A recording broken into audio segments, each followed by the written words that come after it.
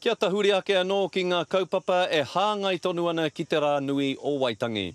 Kua roa ngā waka tauā e tohu ana i te rā o Waitangi. Heoi i tēnei tau he kanohi anō, o tira he iwi anō, ka kitea i runga i ngā waka nei. I te pui mare kura, i te pui wate kura. Ko ia te haka tuatahi i rāngona i te marae o te tī i Waitangi i tēnei tau, ai hara ko te kanohi Māori anake i te mura o te ahi. It's unique. We're completely outsiders, but we get treated as brothers and we can participate in anything. He kaupapa tēnei i toko ake i ngā tau e rima ki muri, no te whakahokinga mai o ētahi moko mōkai e rua i Hōrana.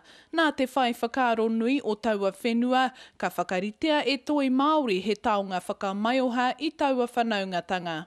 E rua ngā waka i tāko hatia ki te whare pupuri taonga o Valkenkunda, he mea whakairo e te tohunga waka e heke nuku mai Busby. Wera taimahatanga mua tō mātou herenga, e nari tō mātou taina tuku i reira, ka ki te mātou te hohonu o rātou nei wairua, e pāna ki o tātou nei tikanga ki te ao Māori. I got promoted to Kaihatu back in Holland. Yeah, that's a really great honor and it has a lot of responsibility with it. Hei tā Joe Conrad, he hononga tō te Māori ki te iwi tātimana mai i te taenga mai o Abel Tasman ki e nei takutai, ko te wawata kia noho tonu ai ngā taha e rua i roto i e nei tūmahi. Aha koa ko wai te tangata.